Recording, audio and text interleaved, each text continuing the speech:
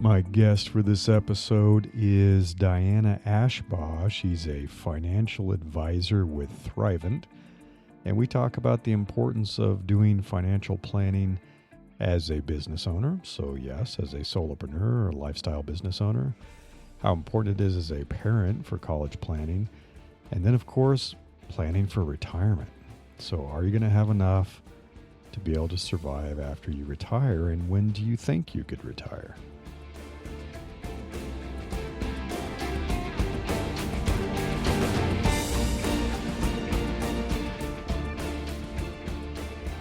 I'm Larry Cornett, and this is Invincible Solopreneurs.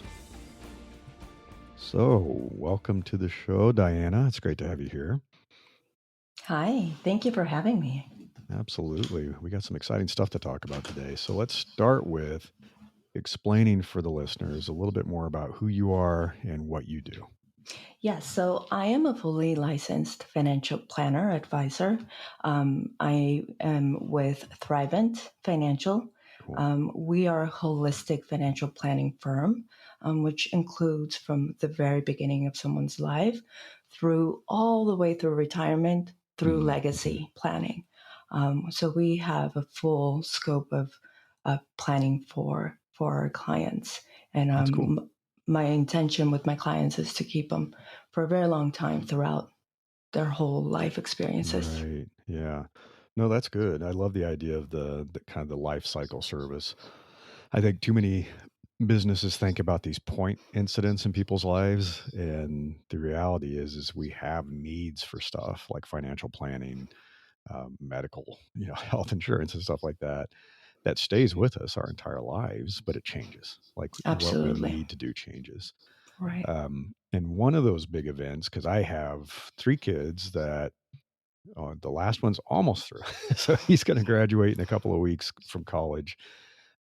So we've had three kids that have gone through college, and that whole financial thing is challenging, I would say, because college expenses have gone up dramatically. Like a friend of mine was recently looking into it. Their kid's getting ready to start college, and they said, have I not been checking this? Is it really like $100,000 to put a kid through college now? And it's like, yeah, pretty much. Pretty It's much. kind of crazy. So there are different types of investment vehicles that are available for parents to think about where they can put money to kind of build some equity in that and to set money aside for their kids. And it probably changes as they're younger. Like if you start right away Correct. when your kid's born, Hmm. all the way up to, oh no, they're going to be, going to college in a year or two. Now what do I do? And so maybe you could talk us through some of that, because I know a lot of the listeners have kids that some of them are approaching college or getting ready to start college. Absolutely. So typically, I tell my families to connect with someone as soon as possible. The longer term that we have to invest, to use those tools, the greater probability that we have to be Mm, successful, correct? sure. Also, there are several tools to Okay. be used. There isn't only just one. Where the planning becomes fun is looking at what their actual goals are and Hmm. finding the correct tool.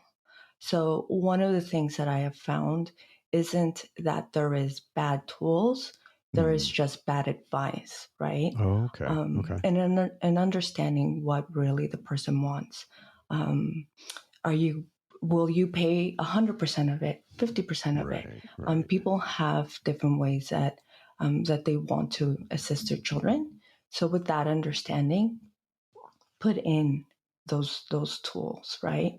Right. Um, and also thinking about the asset allocation, which is essentially how aggressive do you want to be, Mm-hmm. right? Hmm.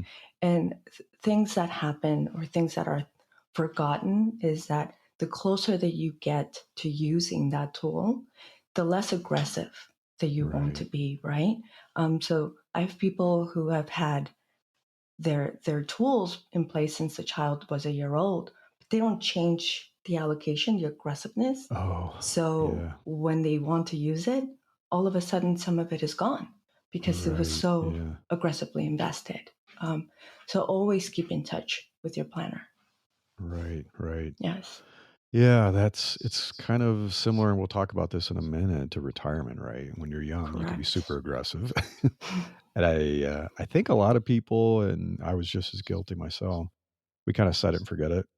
Yeah. And then we all of a sudden we're like, "Wait a second, retirement's not that far away. Maybe I shouldn't be overloaded in tech stocks." And, it's kind of aggressive, and yeah, you can be wiped out with one bad quarter, right? Bad things can happen. Correct. Correct. Um, what about, so you start investing early, for your kids, let's say to go to college, but maybe you get lucky enough, they get a full ride scholarship and stuff like that. So what happens with these investment vehicles if you decide, wow, I guess I don't need to use as much of it because they got a full ride? Lucky me.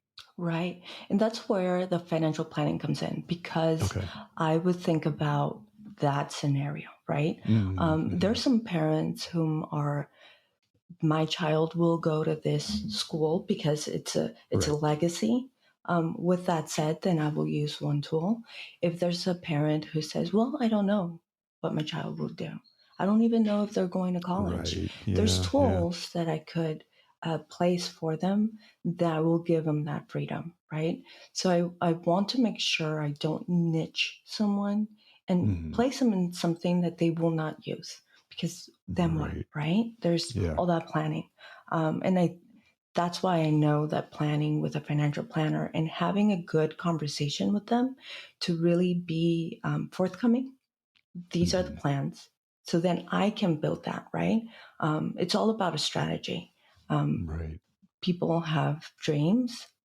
I create a strategy, and then those become goals, right? So we Mhm, have to mhm. shift things from dreams to goals to execution.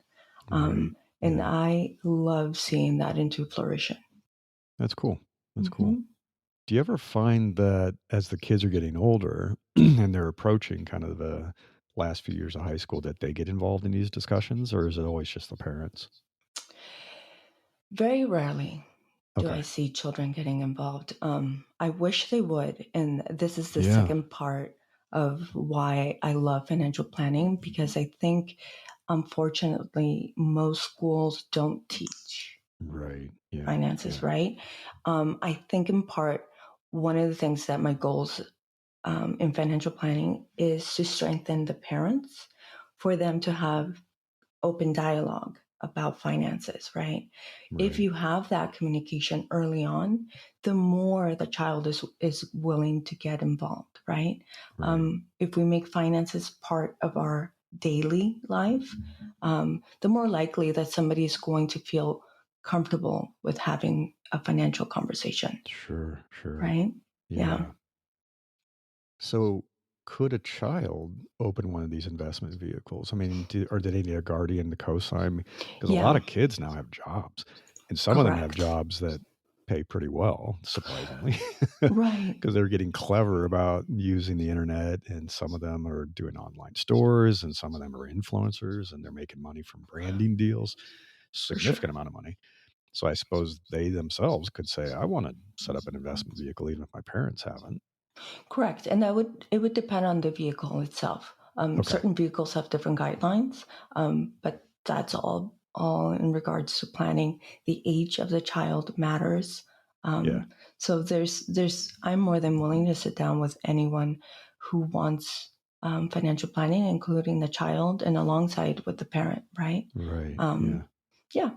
So That's cool. there's always a plethora of things that we could do for someone, Yeah. Yeah. It just starts with a conversation. for sure.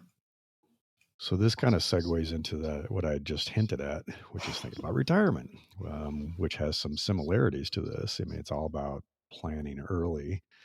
For some folks, the day's pretty close. I work with a range of people, so I have some really young clients that I've worked with, some teenagers, and folks in their 20s. And so for them, it's like it seems like forever. I'll be Hmm. working forever until I retire. And then I have a few others that are pretty close, and they're on the edge. So some of them are saying, okay, I want maybe one more job and then I'm going to retire. And Correct. a few are starting to already see that I don't think my retirement's going to be enough. Hmm. And they're starting to think about what they call semi retirement. And do I have a consulting business that I mix with this? And so I guess there's a whole lot of stuff that you probably see with people having traditional 401ks that they've set up, and they may even have matching through their employer. A lot of us that worked in tech, like I did, have stock. And so Hmm. we have stock options and stock grants and all kinds of stuff. So, how should people be thinking about this depending on where they are in the life cycle of their career and how close retirement is? Right. Retirement is a whole section with itself, right? Yeah. Um, because retirement has different parts to it. When you actually retire, right? And there's a whole planning portion to it. Hmm. But I have come to realize that people feel retirement is at 65 and planning needs to stop then. And it absolutely does not need to Yeah. stop then, You're going to live right? a lot longer after that. Because, right. Hopefully. And, right. So, a lot of people I've come into, is my money going to last? Right? Yeah, That exactly. is a very important question. And that is why financial planning is so essential, right? We have to think about what are goals, what is the style, the life, the level that we're going to live in, and keep it, right? I Right. never want to lower the standard of living of someone, right? Hmm. I'm here to increase it or make it better.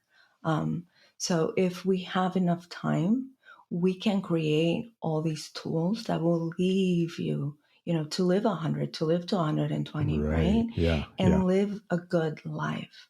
Um, Also, when we are thinking about retirement, we also have to think about legacy, right? Because Mm-hmm. some of us will leave things to our children. And that's a Right. really interesting part because we tend to one pass when our children are at their peak of earning, right?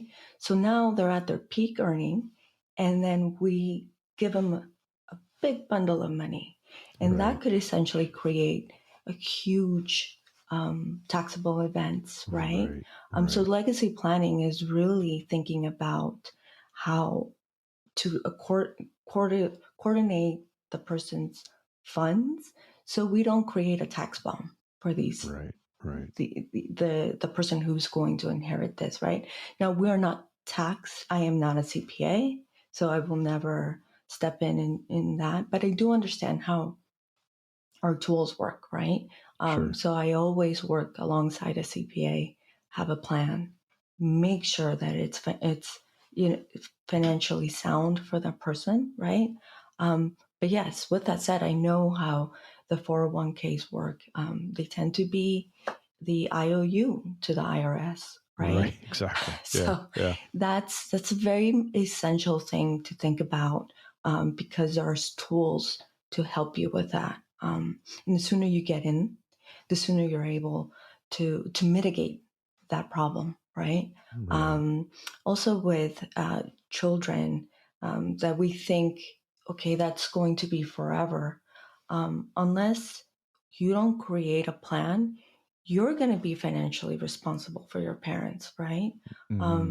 So Mm-hmm. there's younger people now because there hasn't been financially, there's plans that Right. all of a sudden they're stuck with the bill of a long-term care uh, place, medical bills because their parents didn't plan and they didn't plan themselves, right? Right. So Yeah. even though it's not your own personal retirement as a child, um, for some, right, not everyone, there tends to be a responsibility after that. So we Hmm. have to think about things holistically, the parents, the child, and really try to mitigate responsibility to them.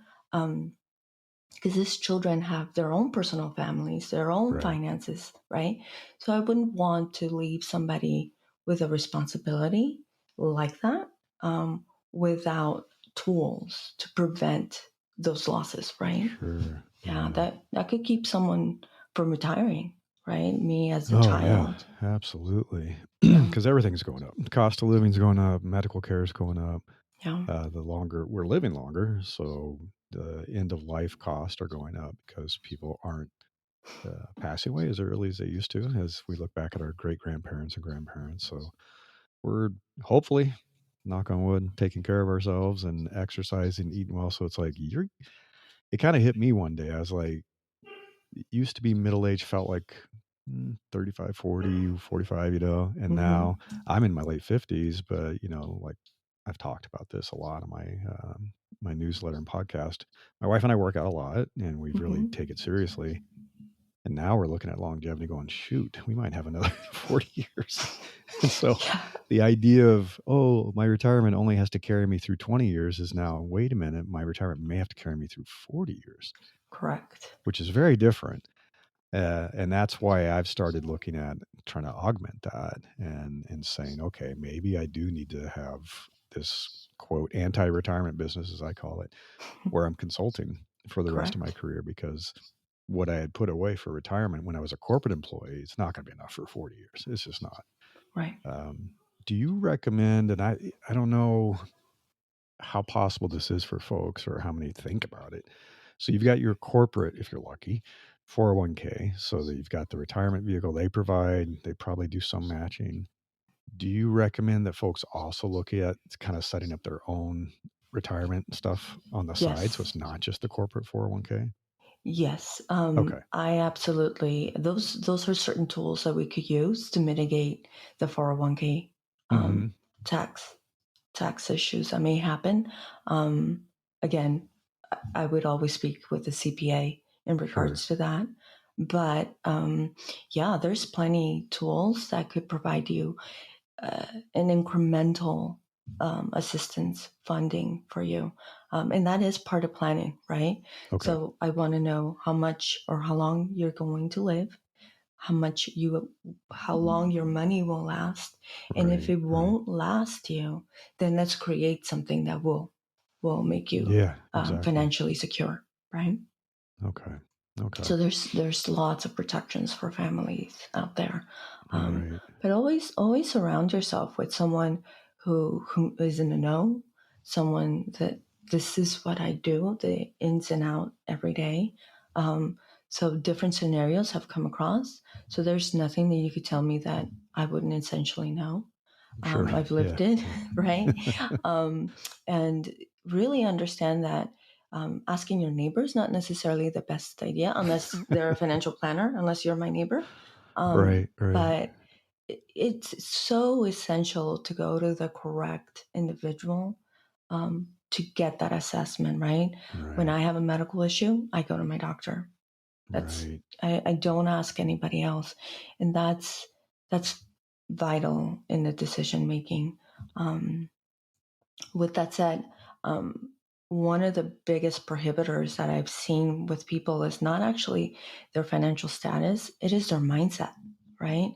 The Okay. mindset of I can't and I won't, and Or I it's too know complex. Yeah. it's too Yeah. complex. That's not for me. Um, I know that financial planning and having a financial planner is not only for the wealthy. It is for Right. someone who just wants a strategy, who wants to build on whatever dreams and hopes that they have, Sure. Yeah. make them into goals, right? But there has to be a willingness to listen and hear and put things into action, right? Right. Um, Right. I could help you throughout that. Those are easy plans. But if you're not willing to do the work behind it, there's nothing I could do, right? That's Yeah. been Yeah. prohibitive.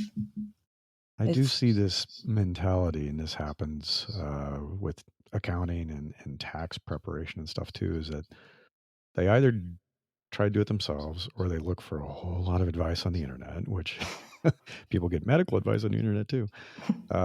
So it's kind of like the danger of easy information, but not necessarily the right information, especially it's not targeted for you, right? correct. Um, It's but difficult much to like those just. cases, Oh, I'm how sorry. can It's someone just best prepare to meet with you? yes.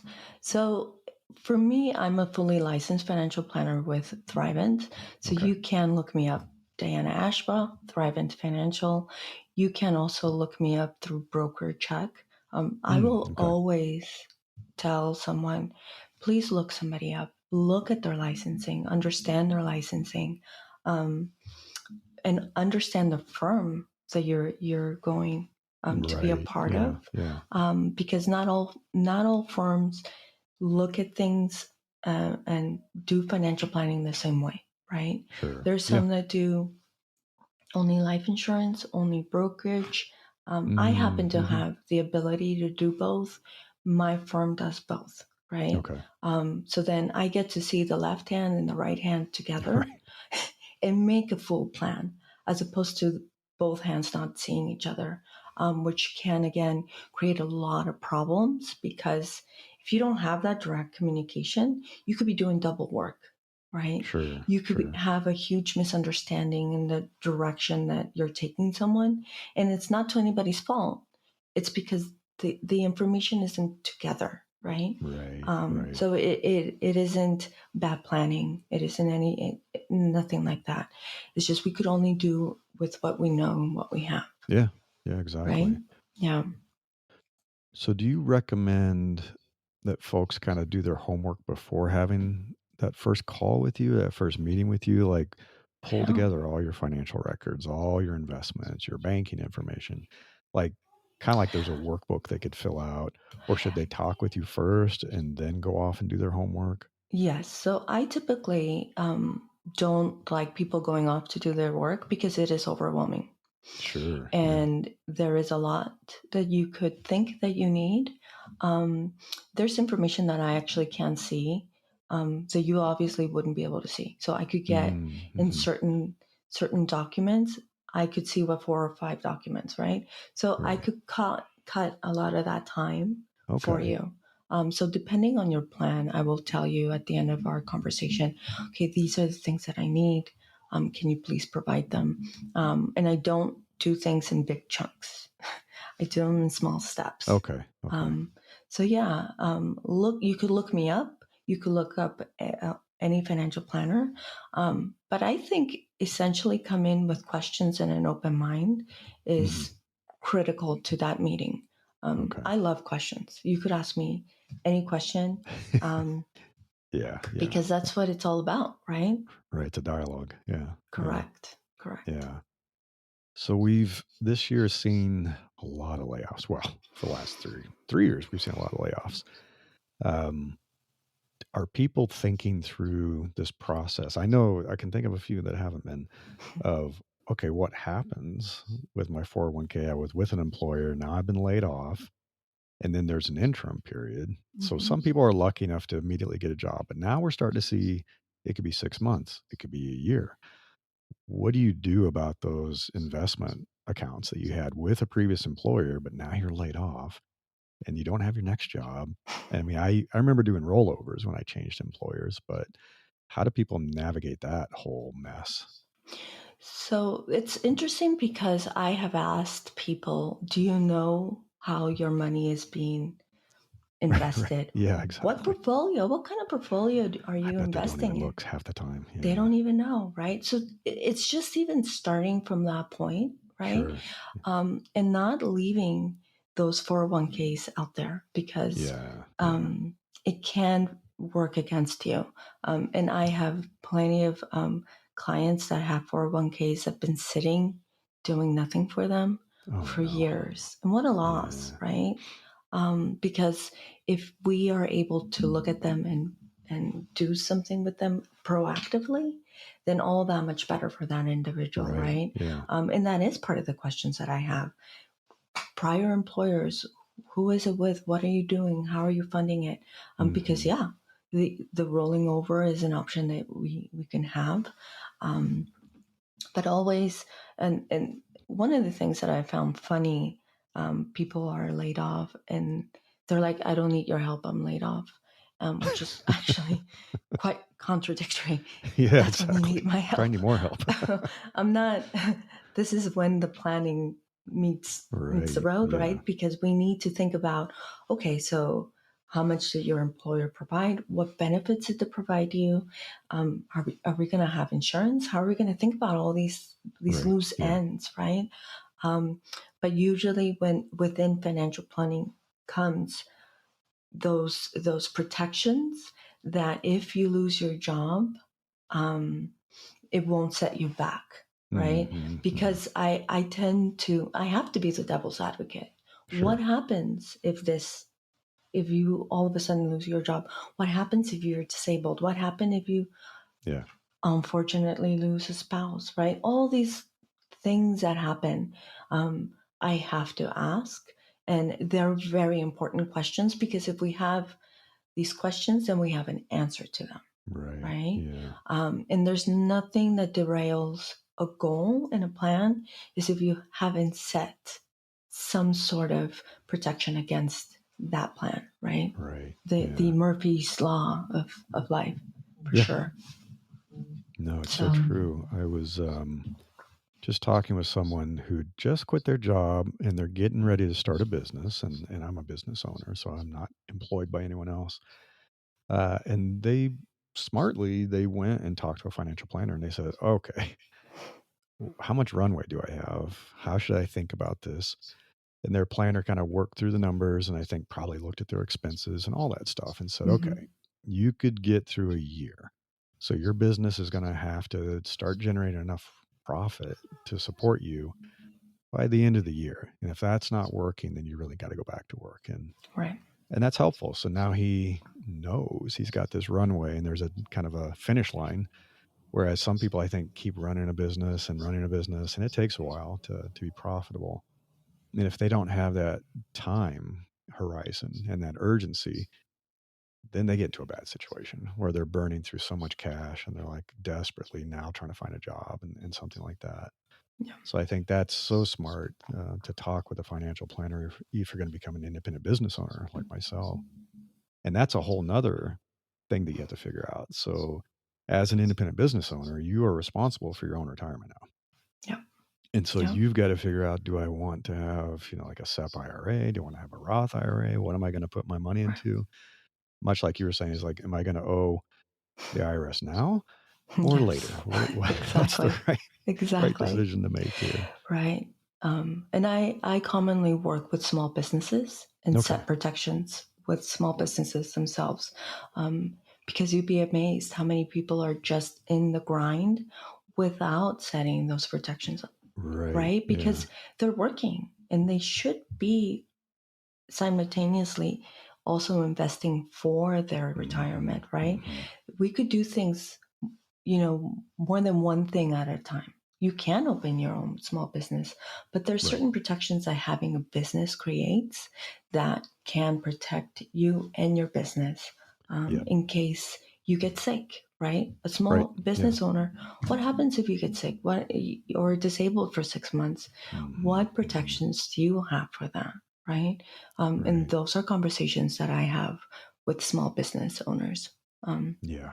Yeah. so that is part of it, of Yeah, that's planning. an important one. Yeah. I don't like the planning that I've heard some people have, which is like, I'm starting a business and it's going to be so successful. I'm going to be so rich. I don't have to worry about retirement. And it's like, that's Let's not get there really a first. healthy way to think about it. I mean, I think it's great to have Yeah. such a high bar. I think Sure. it's great, but let's plan it out first. Yeah. And What if? what if? And that's me, right? Well, that sounds great, but Right. Right. and that's okay. I love people like that, right? Yeah. Because they're fun. They're Yeah. and I think people like that I have seen are willing to do the work, put it Sure. in, Yeah. That's right? true. Yeah. So it's just a little bit of I have to come in and be mindful, be that devil's advocate, and say, Right. okay, Right. great. What if it doesn't happen next year, though? Yeah. Exactly. Yeah. Just kind of let's talk about it. So it's a lot of fun. I really enjoy working with my families, younger families, my older um, families, because Hmm. they all bring in such diverse experiences. And Right. I Yeah. think that that diversity gives you such grit in understanding people. But all I ask is not essentially money. It's just an open mind, willingness to hear someone out, right? Right. Um, Yeah. and I'm not here to make your plans, to make your goals. I'm here just to fulfill them, Yeah. Right. because there's a lot. Unfortunately, I've heard there's people that just impose their planning onto Oh, someone. sure. Yeah, I've seen that happen. Yeah. Yeah, and that's that just happens sometimes because there's frankly a miscommunication, right? Hmm. So it's not essentially anybody's fault, um, but it is essential to come in with questions Have a planner that is willing to hear you out, a planner Right. that you feel comfortable with. And there's many times that if I don't have constant communication, I understand that they didn't understand something. So I need Right. to come Yeah. back, re-explain something, which is perfectly normal. Everybody goes through it.